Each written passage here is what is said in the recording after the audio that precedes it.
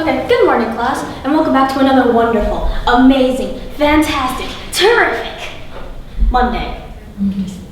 Hear the excitement from all of you.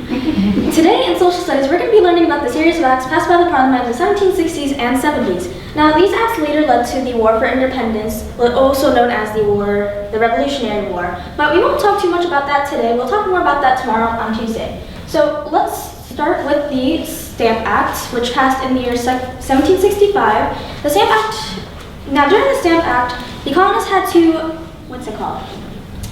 The colonists had to get special approval from the Parliament to sell anything they wanted to sell.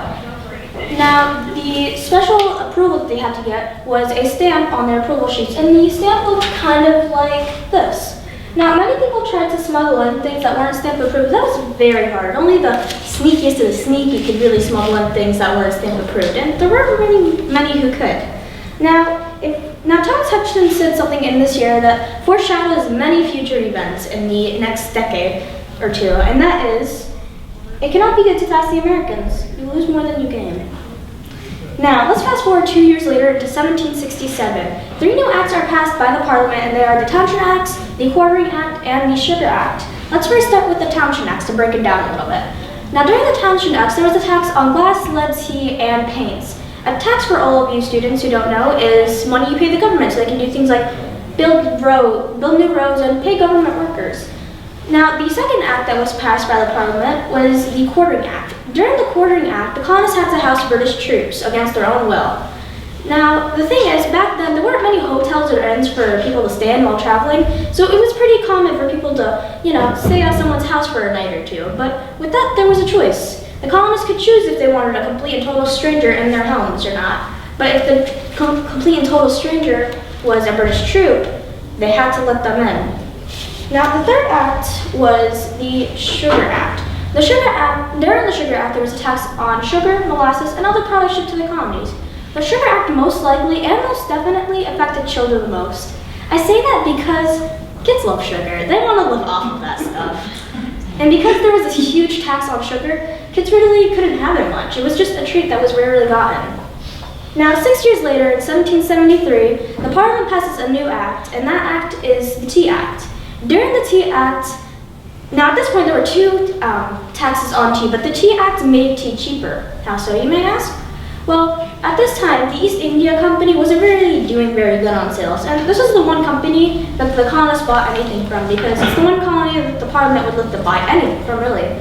So the fact that they weren't really doing good on sales kind of scared the British a little bit. So they put they put a sale on the tea. And that sounds good, right? That sounds like there was nothing wrong with this tax, right? Well, there was this one tiny little detail that said if the colonists bought tea from anybody else, there would be a very huge tax on that tea, and the colonists didn't like that. And that is an example of taxation without representation. What's taxation without representation? Well, taxation without representation was a slogan that the colonists used quite a lot. It basically meant that the colonists couldn't choose their representatives, and they had to deal with whoever that the government chose for them, and the government being the Parliament. Colonists didn't really like it so much, so they made a slogan for it, and they used it a lot. Now, 6 years later, there's a rumor going around that people dumped chests of tea into the Boston Harbor, and those rumors were true.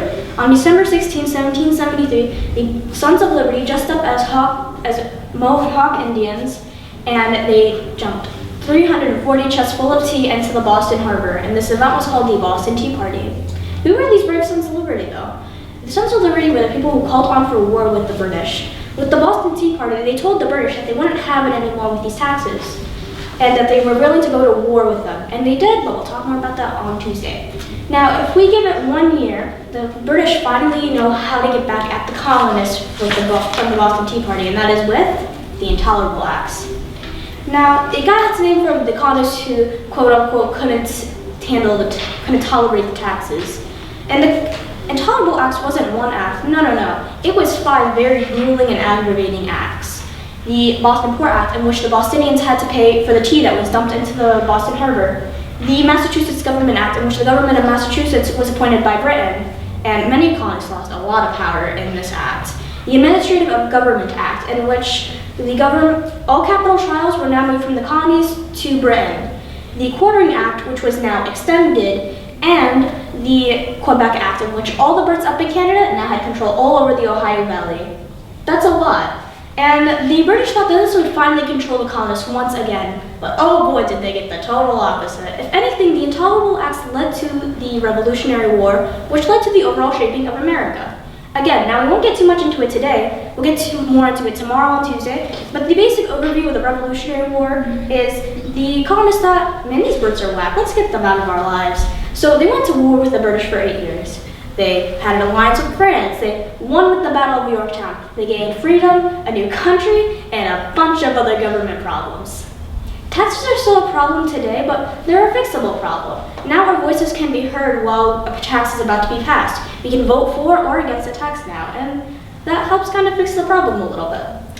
Thomas Jefferson said this one thing back in the Boston Tea Party that's very spot on about all the events that happened in these 2 decades, and that is, when the people fear the government, there is tyranny.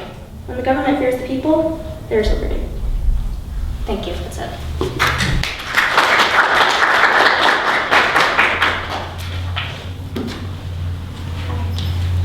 I liked your candor in talking in your paper about how you finally decided to do a performance. Taxes, it's a big topic today. Yeah. Did you, and learning from history, what did you particularly, what was most exciting about your research? The fact that it all led to a war, and that war led to like a new country. I thought that was kind of interesting. That they had to go through this one thing, fight to end it. So like violence was actually the answer, and then they actually got something in return, and that was freedom of a new country. I'm a librarian, so I want to talk about primary sources. Okay. I want to know how you found yours and which one was the most important to you. So how I found my primary sources, most of them were really images, like the ones I used for this prop. And most of them were like the quotes that I used and like the actual information. I think my most important primary source, I have to say maybe the quotes, because they kind of like set like a perspective on the thing. You know, there was the Boston Tea Party, Yeah. and now there's a current Tea Party. Can you see any reasons why the current Tea Party might have chosen the name from the previous Tea Party? Was the Tea Party like from a tax? Because I haven't really heard of it until Okay, now. that's fine, that's totally fine. I don't want to stump you, it came to mind. So you presented yourself as a teacher. Yeah. What grades were we in? I was trying to go for like a professor, but then I realized more elementary. I don't know. I guess middle school then. Okay, that's a good answer. If you were to do this over again, would you choose the same topic? I think Or yeah. what would be your topic next year? Yeah, exactly. I mean, yeah, let's not go to next year, right? That's a better question. Thank you, Barb. So I'm sure you'll want to do this again, because this is a very wonderful, exciting process. Yeah. And you've learned a lot about research and the whole process. Once you know the theme next year, well, it won't be the same theme. Yeah. Do you have any ideas of things that you're interested in exploring? Wow, I kind of recently became a Broadway junkie. Like I'm in love with the musical Hamilton, so I kind of want to base maybe next year off of like actual history events that happened in that time period. Because now, knowing that time period, I kind of get excited whenever we learn about it. So I kind of maybe want to do that next year. Could you have lived during that time period? Oh no. I try to get a laugh from everybody. Yeah, it's hard to think about going backward in history. There's no Wi-Fi. There's no Percy Jackson or Harry Potter. I can't do it. I fully understand and I appreciate you validating my thoughts about the period in which you are existing.